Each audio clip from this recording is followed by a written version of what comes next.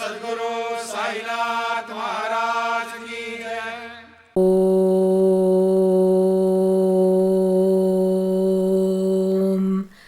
சாய்ராம். ஸ்ரீ சாயி சச்சரிதம் மராத்தியில் ஓவி நடையில் எழுதப்பட்ட மூல கிரந்தத்தின் தமிழ் மொழிபெயர்ப்பிலிருந்து 37வது அத்தியாயத்தின் தொடர்ச்சியை இப்பொழுது நாம் கேட்கலாம்.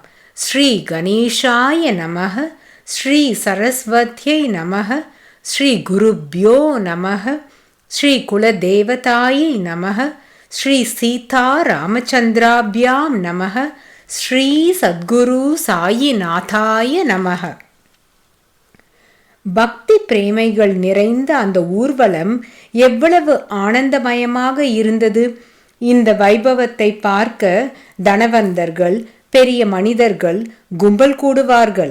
பாபாவின் ஒளி வீசும் செந்நிறமான சந்திரன் போன்ற முகத்தில் சுடர்விடும் அழகு வர்ணனைக்கு எட்டாததாக இருந்தது. பக்தர்களின் கண்களில் ஆனந்தம் நிரம்பியது. மெல்ல மெல்ல பக்த சமுதாயம் இரண்டு பக்கமும் கம்பீரமாகவும் அதி பிரேமையுடனும் நடந்து ஆனந்தத்தினால் பூரித்து போயிற்று. இன்னும் ஒரு இவ்வித வைபவம் யாரும் கண்களால் பார்க்க முடியாது. அந்த தினங்கள், அந்த காலம் கழிந்து போயிற்று. இப்பொழுது அதையெல்லாம் ஸ்மரித்து கொண்டு மனதிற்கு சாந்தி சமாதானம் கொடுக்க வேண்டும், அவ்வளவே. இப்படி வாத்திய தாளங்கள் உரக்க முழங்கும் பொழுது வழியில் ஜெய ஜெய காரம் செய்து கொண்டு பாபாவை சாவடியில் உள்ள ஆசனத்தின் அருகில் அழைத்து கொண்டு வந்து அவருக்கு திவ்யோபச்சாரங்கள் செய்வார்கள். மேலே போர்த்து கொள்ள வெள்ளை வஸ்திரம் கொடுப்பார்கள். தீபங்கள் இருக்கும் கண்ணாடி விளக்குகள் பளபளவென்று சோபையுடன் தம் பிரகாசத்தை கண்ணாடியில் பிரதிபிம்பித்து கொண்டிருக்கும். பார்ப்பதற்கு மிகவும் ஒளிமயமாக இருக்கும். பக்த மண்டலி ஒன்று கூடி சாவடியில் கும்பலாக இருந்தது. தாத்தியா அப்பொழுது ஒரு ஆசனத்தை வைத்து பாபாவை பிடித்து கொண்டு அதில் உட்கார வைத்தார். இப்படி ஆசனம் தயாரான பொழுது பாபா பின்னால் சாய்ந்து கொள்ள ஒரு திண்டு வைத்தார்கள். பாபா உட்கார்ந்த பிறகு அவர் மேல் அங்கர்கா போட்டு ஷரீரத்தின் மேல் திவ்ய வஸ்திரங்கள் உடுத்தி ஆனந்தமயமாக பூஜை செய்வார்கள். மகா மங்கள ஆரத்தி எடுத்தார்கள். ஹாரங்கள் போட்டார்கள். பரிமள சந்தனத்தை அவர் கையில் பூசினார்கள். விலை மதிப்பற்ற வஸ்திரங்களால் அலங்கரித்து கிரீடம் போட்டார்கள். ஒரு முறை ஸ்வர்ண கிரீடம், ஒரு முறை பூச்செண்டுகள் கூடிய ஜரிகை தலைப்பாகை கட்டுவார்கள். சில நேரம் இறகுகள் வைத்த கிரீடம் இருக்கும். கழுத்தில் ரத்தனங்கள், மாணிக்கங்கள், வெண்மையான முத்துச்சரங்கள் போடுவார்கள். இவையெல்லாம் தீப ஒளியில் நன்றாக பிரகாசிக்கும். அவர் நெற்றியில் பரிமள கஸ்தூரியால் கருப்பு நாமம் தீற்றி வைஷ்ணவ பத்ததிப்படி கருப்பு பொட்டு கூட இடுவார்கள். அவரது இரண்டு புஜங்கள் மேல் ஆழ்ந்த நாவல் பழ வர்ணம் மஸ்லின் ஜரிகை உத்தரியம் போட்டு அது நழுவி போகும் பொழுது உடனடியாக இரு பக்கமும் சரி செய்வார்கள். அப்படியே தலைக்கு கிரீடம் அல்லது ரூமாலை அவருக்கு தெரியாமல் சரி செய்வார்கள். கிரீடம் அல்லது ரூமால் அவருக்கு பிடிக்காமல் இருந்தால் எரிந்து விடுவார் என்ற பயம் இருக்கும்.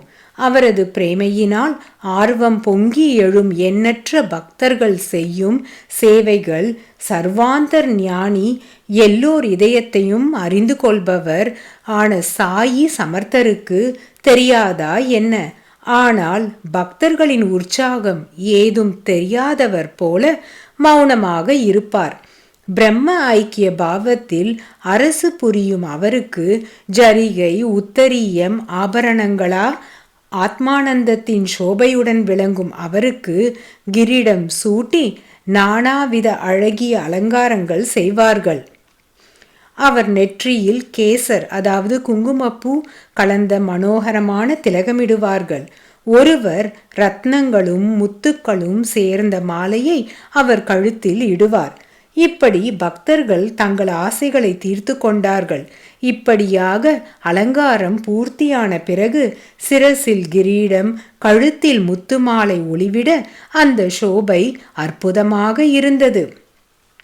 நானா சாஹேப் நிமோன்கர் பாபாவின் தலைக்கு மேல் வெள்ளை குடையை பிடித்து கொண்டிருந்தார். பாபு சாஹேப் ஜோக் அத்தியந்த பிரீத்தியுடன் சாயி சத்குருவின் சரணங்களை அலம்பிட அர்க்கிய பாத்தியாதிகளை பக்தியுடன் சமர்ப்பித்து விதிமுறைப்படி பூஜித்து கொண்டார்.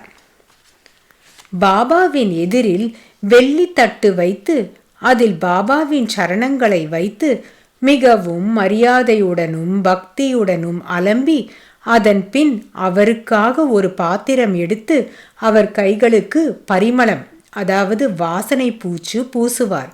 பிறகு பிரசன்ன திருஷ்டியுடன் நோக்கும் சாயியின் கைகளில் தாம்பூலம் சமர்ப்பிப்பார். மெத்தையின், அதாவது ஆசனம் மேல் பாபா அமர்வதற்கு முன் தாத்யாபா முதலியவர்கள் நின்று அவர் கைகளை பிடித்து கொண்டு உட்கார வைத்து கௌரவமாக அவர் சரணங்களை நமஸ்கரிப்பார்கள். பரிசுத்தமாக இருக்கும் சாவடியின் தரையை ஸ்படிகம் போல அலம்பியிருப்பார்கள். அங்கே பாபாவின் ஸ்ரீ சரணங்களை பிரேமையுடன் ஆசிரயிக்கும் சிறுவர் முதல் முதியவர் வரையான ஜனங்கள் வந்து சேர்வார்கள். ஆசனத்தில் வீற்றிருந்து பின்னால் இருக்கும் சாய்மான திண்டில் சாய்ந்து கொண்டிருக்கும் அவருக்கு இருபுறங்களிலும் சாமரங்களினால் வீசுவார்கள். மாதவ்ராவ் புகையிலையை நசுக்கி வேகமாக சிலும் சித்தமாக்கி தாத்யாபா கையில் கொடுக்க அவர் தான் புகைத்து பார்த்து புகைக்குழல் நன்றாக பற்றி கொண்ட பிறகு பாபாவின் கையில் கொடுப்பார். பாபா முதலில் நன்றாக புகைத்து அதை மகள் சபதிக்கு கொடுப்பார். அந்த சிலும் முடியும் வரை அங்கிருந்து இங்கே, இங்கிருந்து அங்கே, அப்படி சக்கராகாரமாக மகள் சபதி ஷாமா தாத்யா வரை சுற்றி திரும்பி மீண்டும் மீண்டும் சுற்றி வந்தது. நிர்ஜீவ வஸ்துவானாலும் அது சிலிம் தன்மையானது, தன்யமானது. எத்தகைய பெரிய பாக்கியம்! உயிருள்ள நாம் அதற்கு சமானமாக மாட்டோம். அதன் சேவை மகத்தானது. மகத்தான தபஸிலிருந்து இளைய வயதில் மிதிப்பட்டு பிறகு சீதோஷ்ணங்கள் சகித்து அக்னியில் வெந்து வெளியே வந்தது. பாக்யவசத்தால் பாபா கரஸ்பர்ஷம் கிடைத்து துணியில் சுட்டு பிறகு சிவப்பு வர்ணம் பெற்று கடைசியில் பாபா முகசும்பனம் கிடைத்தது. அதாவது பாபாவின் உதடுகளால் முத்தமிடப்பட்டது. சரி, பக்தர்கள் பாபாவின் இரு கைகளுக்கும் கற்பூர கேசரி கலந்த சந்தனம் பூசுவார்கள். கழுத்திற்கு பூமாலை போட்டு முகர பூச்செண்டு கொடுத்தார்கள். எப்பொழுதும் மந்தஹாச வதனத்துடன் அத்தியந்த பிரேமையுடன் தயையுடன் பார்ப்பவர்களுக்கு அலங்காரத்தில் அபிமானம் இருக்காது. பக்தர்கள் ஆசையை தீர்ப்பதற்காக மட்டும் அலங்காரம். ஷரீரத்தில் பக்தி என்ற ஆபரணம் இருக்க சாந்தி என்ற பூஷணத்தால் அலங்கரித்து கொண்டவர்களுக்கு இந்த லௌகீகமான மாலைகள், மணிகள், அலங்காரங்கள் எதற்காக வேண்டும்? வைராகிய மூர்த்திக்கு உருவெடுத்த வைராகியத்திற்கு பச்சை பதக்கங்கள், மாலைகள் எதற்கு? ஆனாலும் சமர்ப்பிக்கப்பட்டதால் கழுத்தில் திவ்யஹாரம், 8, 16 வரிசை முத்து மாலைகள் சுந்தரமாக இருக்கும், கம்பீரமாக இருக்கும். நீல கமலம் போன்ற அவரது கண்டத்தை அவை அலங்கரிக்கும். முல்லை, மல்லிகை, துளசி மாலைகள் பாபாவின் கழுத்திலிருந்து பாதம் வரை ஊசலாடி கொண்டிருக்கும். அவர் கழுத்தில் முத்து மாலை அபூர்வமாக மின்னும். அதனுடன் பச்சைக்கல் கட்டியிருக்கும். தங்க செயின், தங்க பதக்கம், இதயத்தின் மேல் நெற்றியில் கரிய அழகிய திலகம் மிகுந்த சோபையை கொடுத்தன. சோபையுடன் ஒளிரும் ஜரிகை வேலை செய்த சால்வைகளினாலும் சத்திர சாமர சேவைகளினாலும் தேஜஸினாலும் பிரகாசிக்கும் அந்த வைஷ்ணவ சிரேஷ்டரை ஃபக்கீர் என்று சொல்ல முடியுமா? மங்கள வாத்தியங்களின் முழக்கத்தில் ஜோக் பஞ்சாரத்தியை எடுத்துக்கொண்டு பாபாவிற்கு ஆரத்தி எடுத்தார். பஞ்சோபசார பூஜை செய்து பெரிய ஒளி வீசும் பஞ்சாரத்தியையும் கற்பூர நீராஜனத்தையும் பாபாவிற்கு காண்பித்தார்கள்.